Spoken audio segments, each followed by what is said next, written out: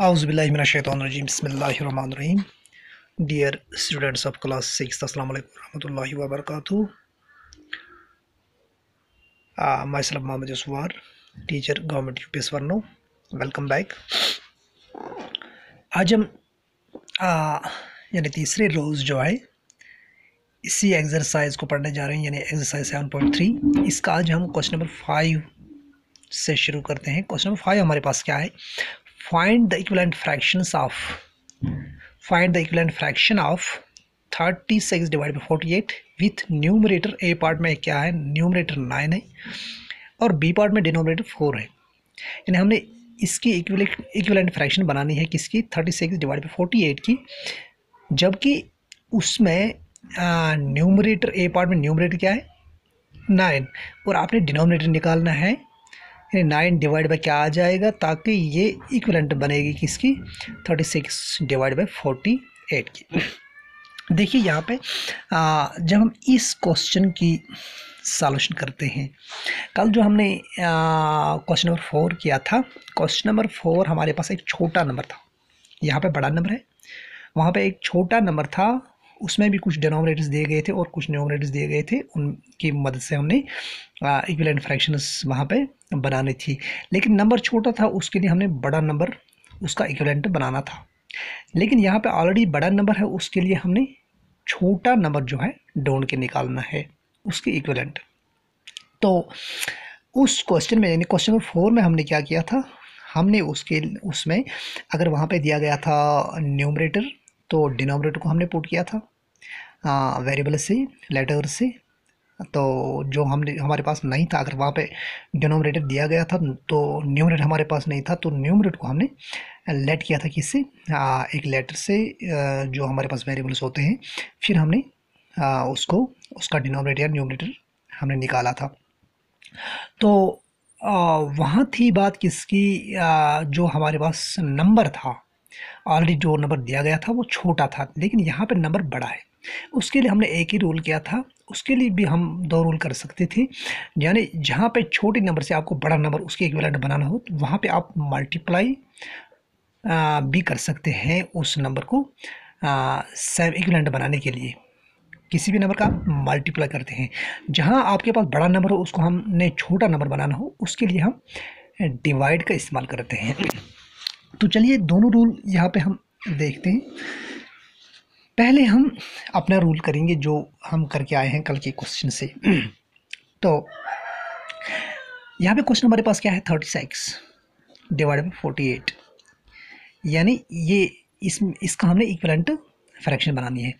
तो न्यूमरेटर की जगह पर 9 और डिनोमिनेटर हमारे पास पता नहीं है, तो डिनोमिनेटर की जगह हम एम्प्टी बॉक्स रख सकते हैं, यानी एम्प्टी बॉक्स में हम x भी रख सकते हैं। तो देखिए 36x इज इक्वल टू 72 72 9 9 4 ज़र 36 और 7 यानी 36 और 7 3 43। तो फिर से इसको चेक करते हैं, यानी 48 इंटू 9 मीन्स 2 7 43 यानी 432।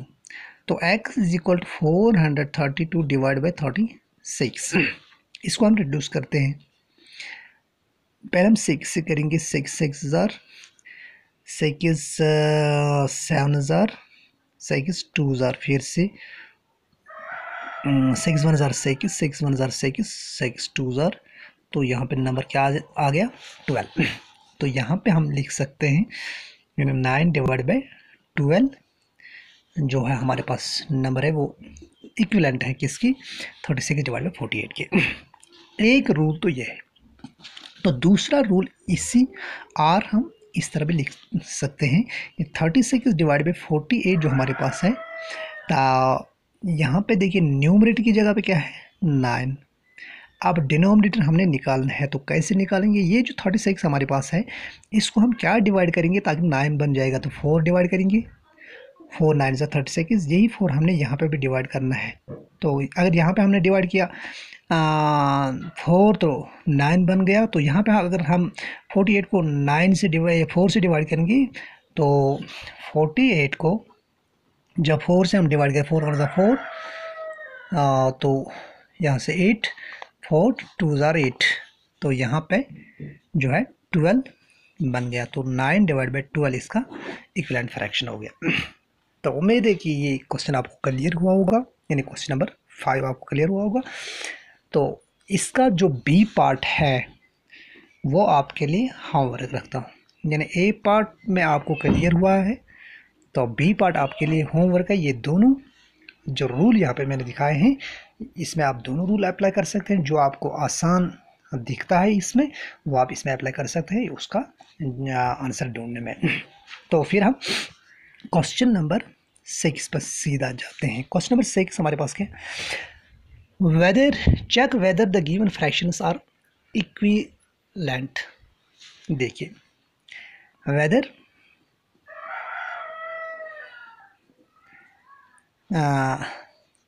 whether they are equivalent।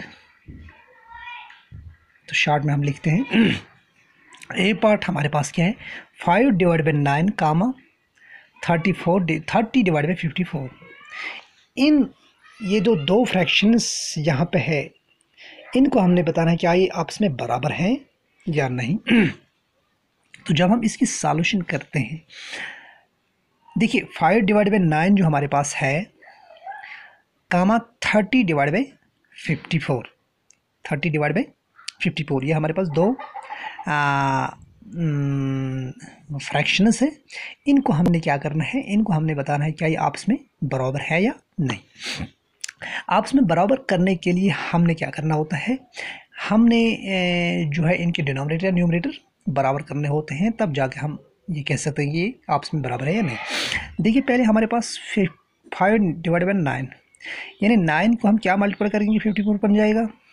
9 6 ज़ार 54, यही 6 हमने ऊपर भी मल्टीप्लाई करना है, तो नंबर क्या बन गया, 30 डिवाइड बाई 9 54 कामा ये जो 30 हमारे पास है इसको हम 1 से भी मल्टीप्लाई करते हैं, 54 को हम 1 से भी मल्टीप्लाई करते हैं, 30 डिवाइड बाई 54। गैरस हमारे पास ये जो न्यूमरेटर है, न्यूमरेटर आपस में बराबर है और डिनोमिनेटर आपस में बराबर है, तो आपने सिर्फ ए को बराबर करना है या न्यूमरेटर को या डिनोमिनेटर को बराबर करना है, फिर जाके पता चल जाता है कि आपस में बराबर है। अब देखिए 56 यानी 5 डिवाइड बाई 9, जब इसको हमने मल्टीप्लाई दोनों तरफ हमने 6 को मल्टीप्लाई किया तो 30 डिवाइड बाई 54 आ गया। तो यहाँ पे ऑलरेडी इसको हमने 1 से मल्टीप्लाई किया, 30 डिवाइड बाई 54 ये भी आ गया। इसको हम लिख सकते हैं yes, they are equivalent fractions. Yes, ये क्या है, इक्विवेलेंट फ्रैक्शंस है। ठीक, उसके बाद हाँ फिर से आते हैं इसका यानी इसके बी पार्ट पे। बी पार्ट हमारे पास क्या है, 3 divide by 10 comma 12 divide by 50। देखिए यहाँ पे जब हम सॉल्यूशन करेंगे, यहाँ पे ऑलरेडी बड़ा नंबर हमारे पास क्या है, डिनोमिनेटर 50 या न्यूमरेटर बड़ा नंबर क्या है हमारे पास 12, तो इसको भी हमने 12 या 50 बनाना है। तो चलिए हम शुरू करते हैं। 3 डिवाइड बाई 10 इसको हम 50 बनाएंगे, कैसे, यानी इधर 5 हमने मल्टीप्लाई करना है तो इधर भी 5 करना है, इज इक्वल टू क्या बन गया, 15 डिवाइड बाई 50 कामा यहाँ पे क्या है 12 divide by 50 is equal to, यहाँ पे इसको हम लिख सकते हैं 1 इंटू 1 मीन्स 12 डिवाइड बाई 50। देखिए इनके दोनों के डिनोमिनेटर सेम है लेकिन न्यूमरेटर जो है डिफरेंट है, लिहाजा करके हम यहाँ पे लिख सकते हैं यानी कौन कौन सा, 3 divide by 10 and 12 divide by 50। यहाँ हम शॉर्ट में भी लिख सकते हैं, no they are not equivalent fractions. ये इक्विवेलेंट फ्रैक्शंस आपस में नहीं है व्यक्ति ज़्यादा। ठीक, तो अब इसका सी पार्ट जो है वो आपके लिए होमवर्क रखता हूँ।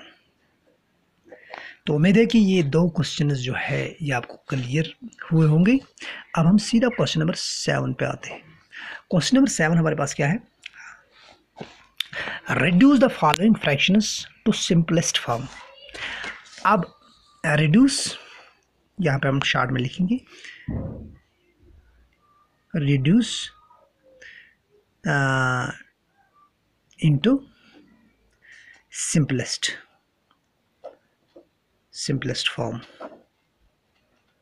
Reduce into simplest form. देखिए ए पार्ट हमारे पास क्या है, 48 डिवाइडेड बाई 60। इसको हमने सिंपलेस्ट फॉर्म में लाना है, या हम डायरेक्ट इसकी जो हम कसर निकालते हैं, कसर निकालने से इसका हम जो है सॉल्यूशन कर सकते हैं, या हम और एक तरीका इसका कर सकते हैं जिसको हम क्या कहते हैं, प्राइम फैक्टराइजेशन मेथड। देखिए प्राइम फैक्टराइजेशन मेथड क्या होता है, ये जो हमारे पास 48 है, पहले हम 48 की प्राइम फैक्टराइजेशन करेंगे, यानी 2 2 ज़ार 4, 2 4 ज़ार 8, 2 1 ज़ार 2, 2 2 ज़ार 4, 2 6 ज़ार 12, 2 3 ज़ार 6, 3 1 ज़ार 3। यानी जब तक 1 नहीं आ जाएगा तब तक हमने करते रहना है, मगर किससे, प्राइम नंबर से। तो अगर 2 से नहीं होता उसके बाद 3, 3 से नहीं होता उसके बाद 5, यानी उससे हम प्राइम फैक्टराइजेशन मेथड कहते हैं। तो उसके बाद दूसरा हमारे पास क्या है, 60। फिर हम 60 को करते हैं, यानी अब यहाँ पे हमारे पास जो ये नंबर्स है इनको हम कैसे लिखेंगे, यानी 2 इंटू 2 इंटू 2 इंटू 2, 1 2 3 4 इंटू 3, यानी 2 4 बार और 3 1 बार। तो यहाँ पे हम जाएंगे 2 3 ज़ार 2 0 ज़ार 2 15 ज़ार 3 5 ज़ार 5 1 ज़ार। तो यहाँ पे 2 इंटू 2 इंटू 3 इंटू 5। तो ये जो हमने ये नंबर से यहाँ पे लिखे हैं, कहाँ पे देखिए,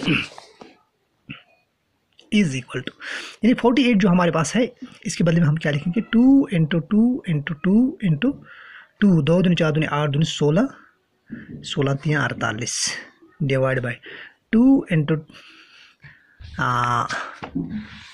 2 इंटू 2 इंटू 3 इंटू 5, यानी 2 इंटू 2 इंटू 3 इंटू 5। देखिए यहाँ पे सेम नंबर्स जो है उनको हम काटते जाएंगे, 2 सेम 2 सेम 2 सेम 2 सेम, यहाँ पे 3 सेम 3 सेम, उसके बाद और कोई सेम नहीं है। इनको आपस में आप मल्टीप्लाई करेंगे तो 4 बना, डिवाइडेड बाई यहाँ पे 5 बना। तो ये इसका सिंपलेस्ट फॉर्म हो गया। तो उम्मीद है कि ये अच्छी तरह से आपको क्लियर हुआ होगा। अब बी पार्ट इसका जो है 150 डिवाइडेड बाई 60। देखिए इन्हें 2 तरीके इसके हैं, एक हम डायरेक्ट इसकी जो है कसर वगैरह काट के इसको हम आंसर निकाल सकते हैं, और दूसरा इसको through with help of prime factorization भी इसको हम जो है रिड्यूस कर सकते हैं, सिंपलेस्ट फॉर्म में ला सकते हैं। तो चलिए हम इसकी फिर से जो है सिंपलेस्ट फॉर्म बनाएंगे। तो सिंपलेस्ट फॉर्म बनाने के लिए हमने क्या करना होता है, 150 जो हमारे पास है, पहले इसकी हम प्राइम फैक्टराइजेशन करेंगे, यानी 2 4 ज़ार 2 5 ज़ार, sorry 2 4 tsar 8, 2 7 tsar 2 7 tsar 14, 2 5 tsar this. उसके बाद 7 5 12 3 से होगा, 3 2 ज़ार 6, 3 5 ज़ार 15। तो उसके बाद 5 5 से होगा, उसके बाद 5 1 ज़ार। तो देखिए फैक्टर्स क्या क्या हैं, prime factors 2 into 3 into 5 into 5। उसके बाद 60 जो हमारे पास है, 2 30 ज़ार 2 15 ज़ार 3 5 ज़ार 5 1 ज़ार। देखिए इसके फैक्टर्स क्या क्या है, 2 इंटू 2 इंटू 3 इंटू 5। यहाँ पे हम लिखेंगे विच इम्प्लाइज टू 150 के बदले में हम क्या लिखेंगे, 2 into 3 into 5 into 5 divide by 60 के बाद में हम क्या लिखेंगे 2 इंटू 2 इंटू 3 इंटू 5। देखिए सेम जो ऊपर नीचे होंगे उनको हम काटेंगे, 2 सेम है 2 सेम है, 3 यहाँ पे 3 यहाँ पे 5 यहाँ पे 5 यहाँ पे, ऊपर क्या बचा खाली 5 डिवाइड बाई नीचे क्या बचा, नीचे बचा सिर्फ 2। तो ये इसका सिंपलेस्ट फार्म हो गया। तो उसके बाद part C D and E, part number C comma D and E जो है ये आपके लिए होमवर्क रखता हूँ, ये आपने खुद करने होंगे। यही जो है तरीका है इसका। तो इसके दो तरीके हैं, एक आप डायरेक्ट भी रिड्यूस कर सकते हैं, तो दूसरा तरीका ये प्राइम फैक्टराइजेशन का जो होता है ये इससे हमें आसान होता है। तो ये दो तरीके जो आपके पास होते हैं, इससे आप आराम से इन क्वेश्चंस का सॉल्यूशन कर सकते हैं। तो अब हम इसी पे बस करते हैं। Thank you so much.